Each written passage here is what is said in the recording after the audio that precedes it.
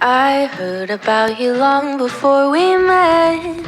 You're winsome and you're young, at least that's what they said. Underneath your glitter and your gold, you can't deny the fact that you are growing old.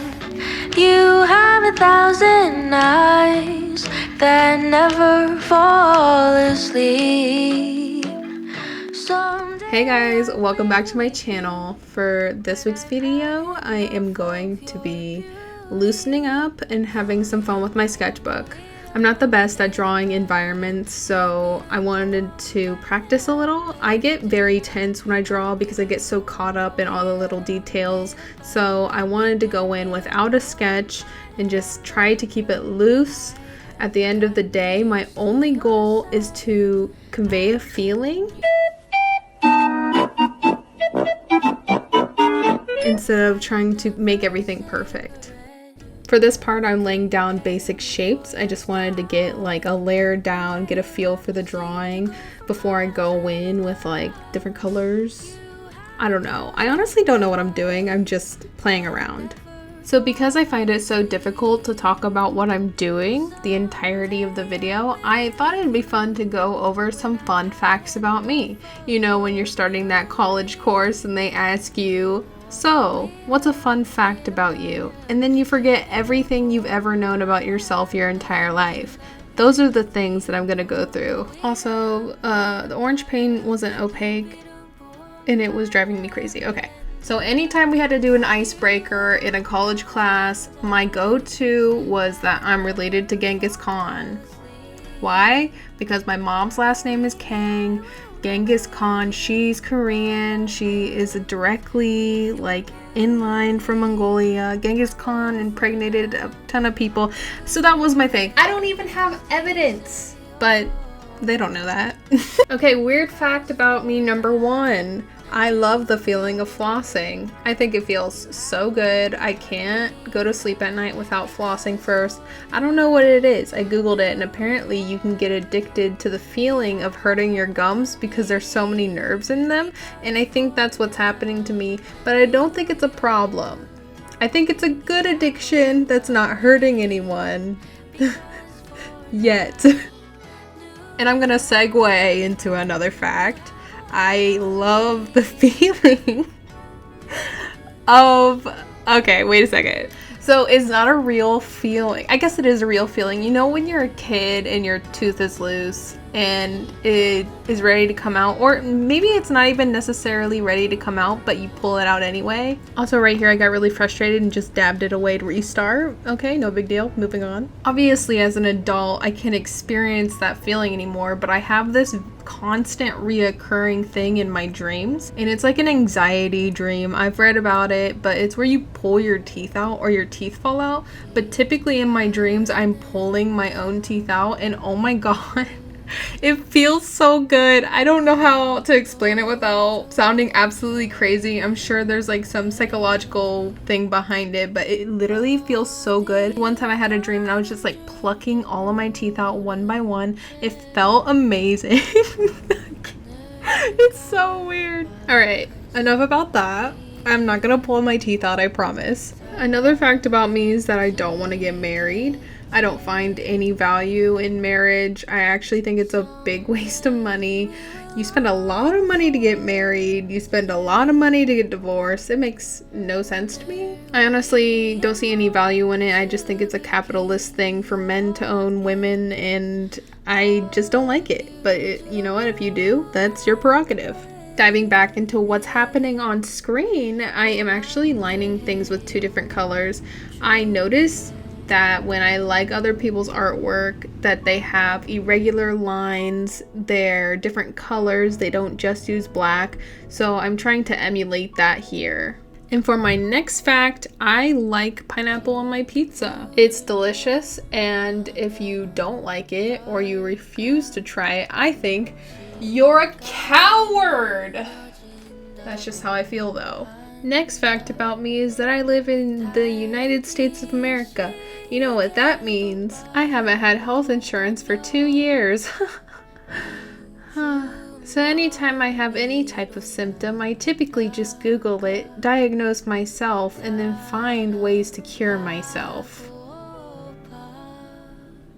For example, I do a lot of video editing. What does that mean? I'm using my wrists a lot. I had to change everything about my commands that I used to edit with, and then I did physical therapy, and then I bought a brace on Amazon, and essentially I just cured myself. Because when you have student loan debt in the United States and you're paying rent and you're taking care of yourself fully, you make too much to earn government insurance, but you make too little to buy your own privatized insurance, and if you're not on your parents' insurance, you're essentially fucked.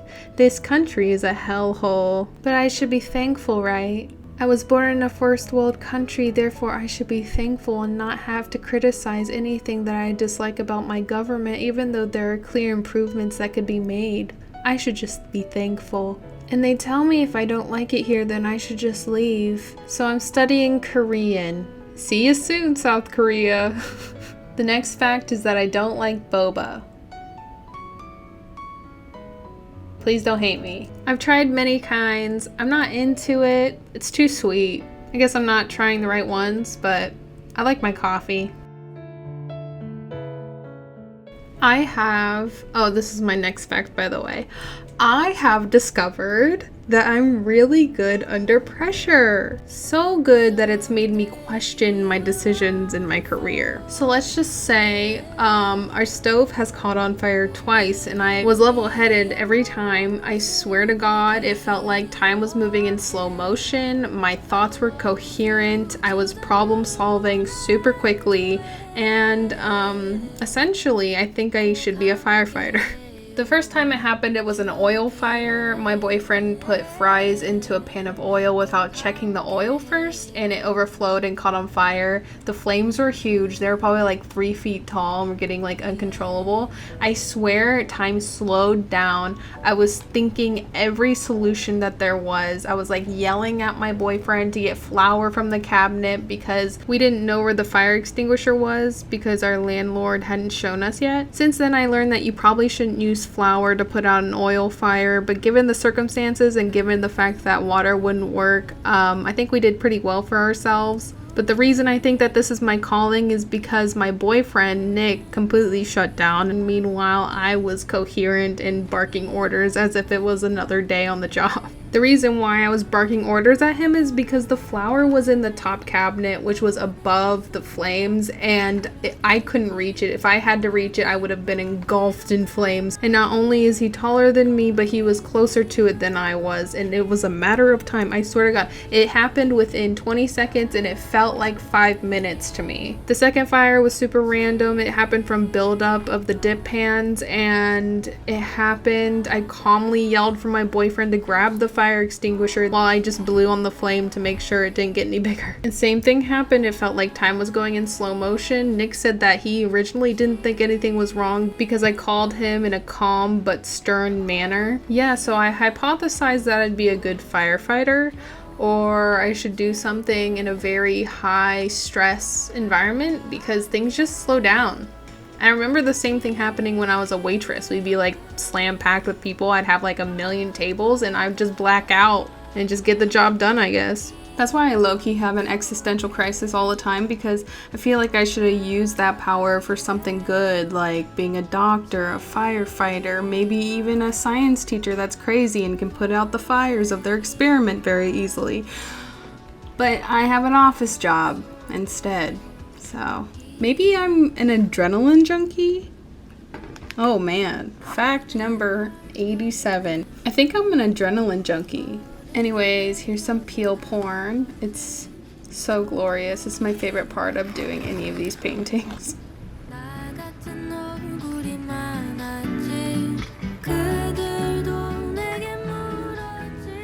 And here's the finished product.